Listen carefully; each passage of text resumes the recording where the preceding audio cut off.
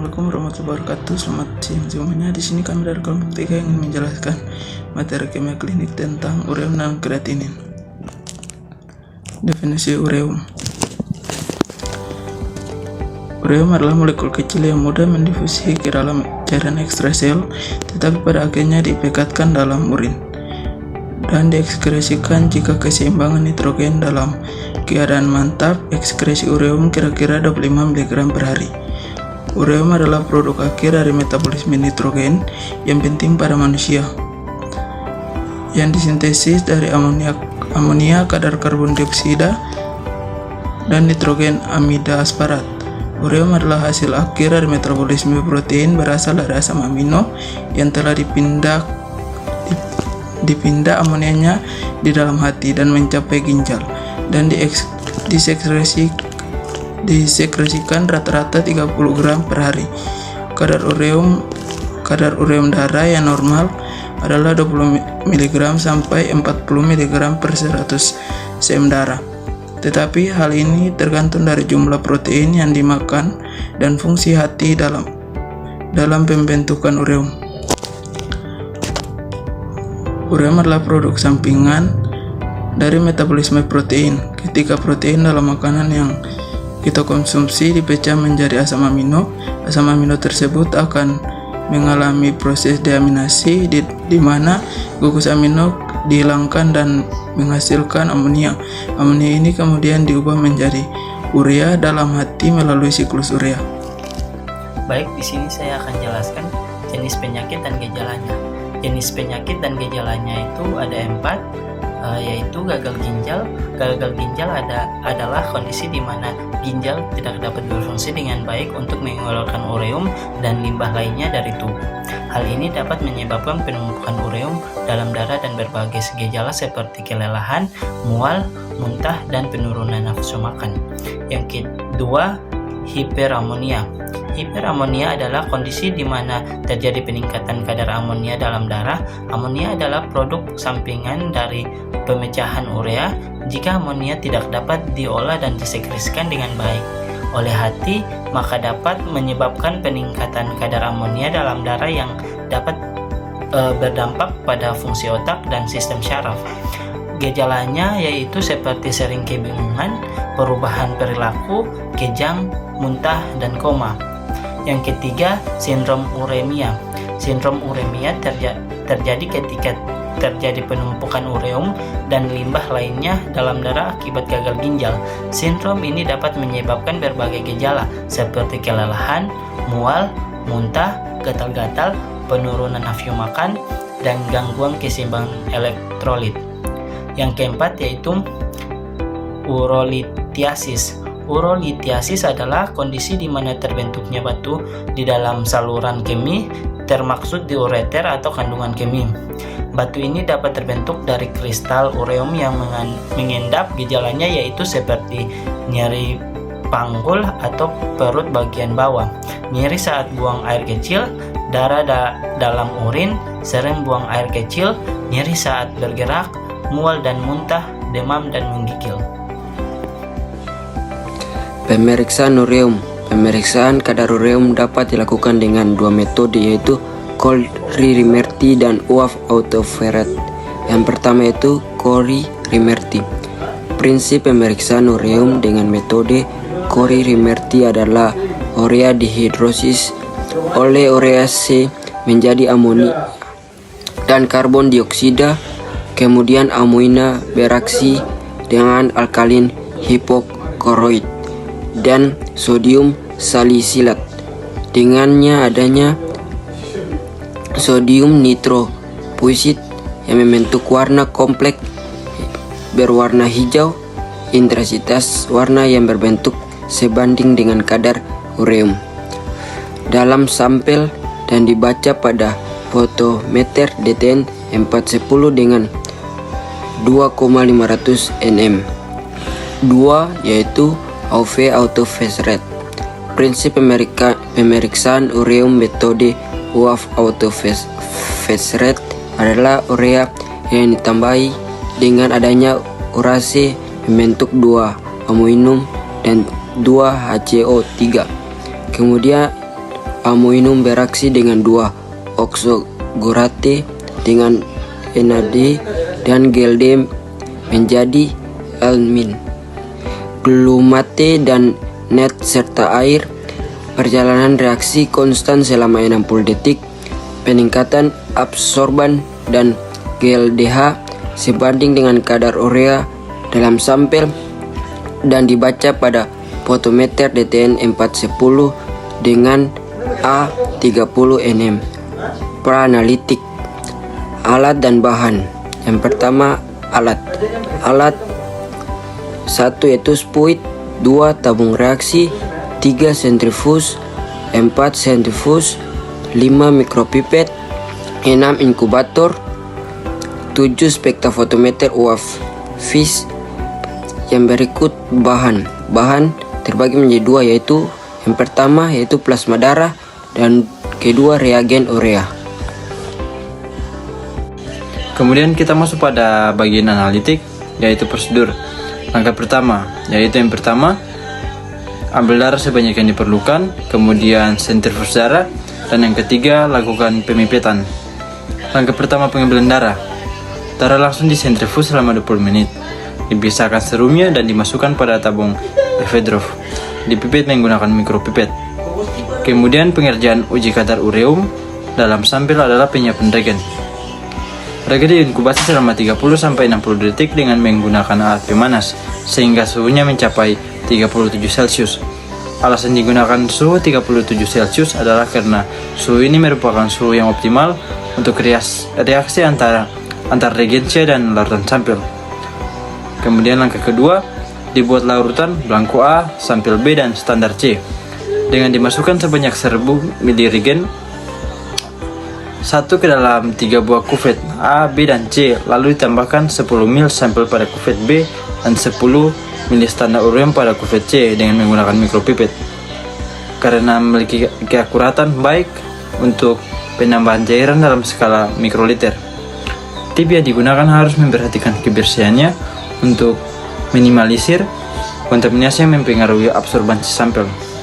Kemudian campuran larutan diinkubasi selama 30 detik untuk memberi waktu reaksi antara regen 1 dengan sampel B atau standar. Langkah yang ketiga yaitu yang pertama inkubasi pada suhu 37 derajat Celcius. Yang kedua periksa dengan spektrofotometer dengan panjang gelombang 340 nanometer. Hitung kadar ureum atau otomatis pada alat. Langkah ketiga ini dilakukan pengukuran absorbansi blanko sampel standar menggunakan instrumen menggunakan alat fotometer dengan panjang gelombang 340 nanometer. Kuvet yang berisi larutan blanko dimasukkan ke dalam alat fotometer untuk diukur absorbansinya. Larutan blanko berisi reagen 1 dan 2 tanpa adanya sampel dan perlakuannya pada kondisi yang sama dengan larutan berisi sampel standar. Blanko ini berfungsi sebagai mengenal matriks selain sampel sebagai pengotor. Kemudian setting blank sehingga ketika pengukuran hanya sampel yang diukur absorbansinya. Setelah itu kuvet yang berisi sampel dimasukkan ke tempat kuvet dan dilihat absorbansinya pada layar readot. Absorbansi tersebut dicatat sebagai nilai absorbansi pertama atau A1. Kemudian 1 menit setelah pengukuran absorbansi pertama, larutan kembali diukur absorbansinya dan nilai absorbansi yang dihasilkan dicatat sebagai nilai absorbansi kedua atau A2. Pengukuran absorbansi larutan sampel B dan larutan standar C dilakukan dengan prosedur yang sama. Larutan sampel B diukur absorbansinya secara dupel untuk menambah keakuratan hasil pengukuran. Sebelum pengukuran absorbansi sampel standar harus dilakukan blanko terlebih dahulu. Terus kita masuk ke pasca analitik, itu hasil pengawatan. Tabung ke-1 yaitu 6,0 milimol per liter dan 5,37 milimol per liter. Tabung kedua yaitu 4,74 mmol per liter dan 4,74 mmol per liter. Rata-rata 6 mmol per liter tambah 5,37 mmol per liter tambah 4,74 mmol per liter tambah 4,74 mmol per liter dibagi 4, yaitu sama dengan 5,2125 mmol per liter. Langkah keempat dari data absorbansi yang diperoleh, didapat kadar ureum pada sampel yang pertama yaitu 5,685 mmol per liter dan yang kedua 4,74 mmol per liter. Dan berdasarkan literatur kadar tersebut masih memenuhi dan beberapa yang berada pada nilai rujukan 1,7 mmol per liter sampai 8,3 mmol per liter. Definisi kreatinin. Kreatinin adalah senyawa kimia yang dihasilkan sebagai produk sampingan metabolisme normal dalam tubuh manusia.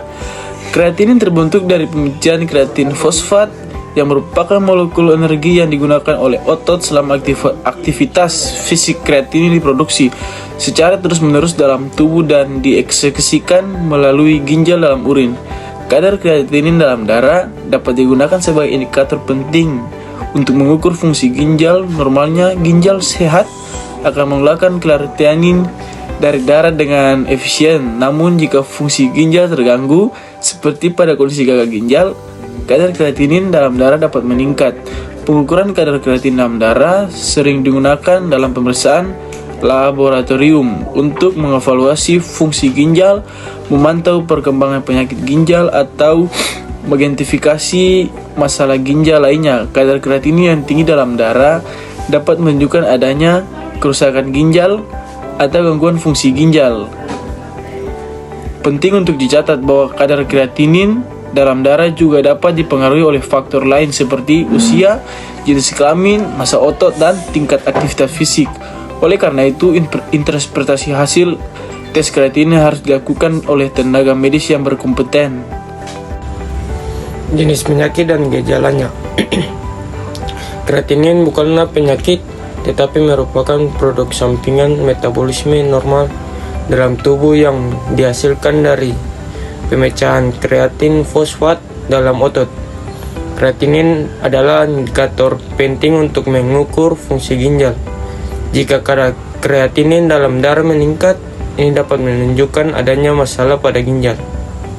Namun, jika kita mencari penyakit yang berkaitan dengan peningkatan kadar kreatinin dalam darah, salah satu kondisi yang umum adalah gagal ginjal. Gejala yang mungkin terjadi pada gagal ginjal termasuk 1. Kelelahan dan kelemahan yang berkelebihan. 2. Kehilangan nafsu makan. 3. Mual dan muntah. 4. Pembengkakan pada kaki, pergelangan kaki atau wajah. 5. Kesulitan tidur atau gangguan tidur. 6. Perubahan pola buang air kecil seperti sering buang air kecil atau sedikit urin yang dihasilkan. 7. Gatal-gatal pada kulit. Dan 8. Sesak napas atau napas berbau amis.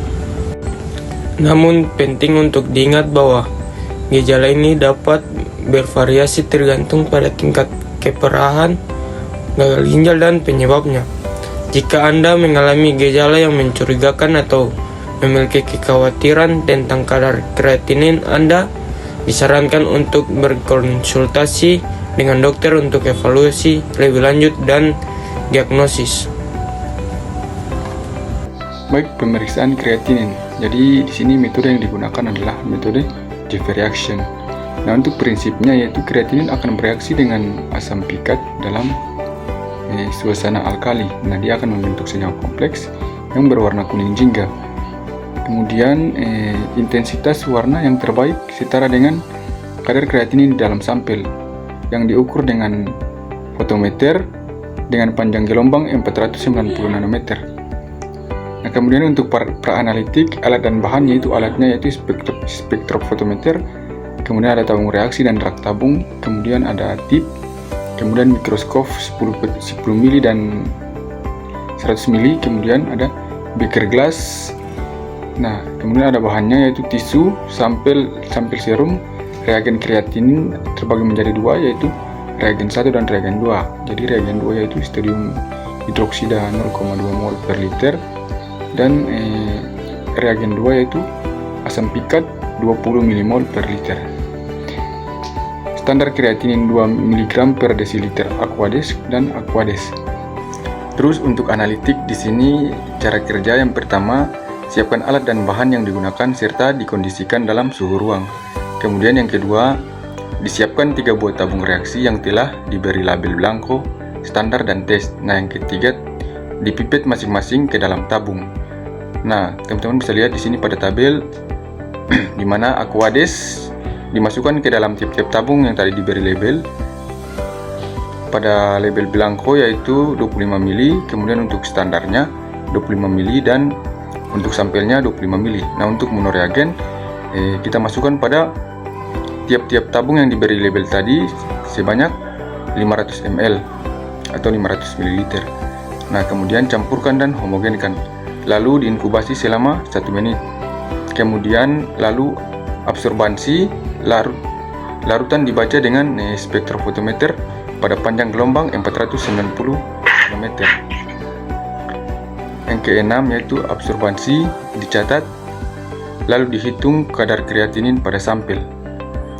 Nah, kemudian untuk baca analitik, nilai rujukannya, nilai kreatinin normal pada metode JV reaction adalah untuk laki-laki 0,6 sampai dengan 1,1 mg per desiliter. Nah, untuk wanita 0,5 sampai dengan 1,9 mg per desiliter. Terima kasih.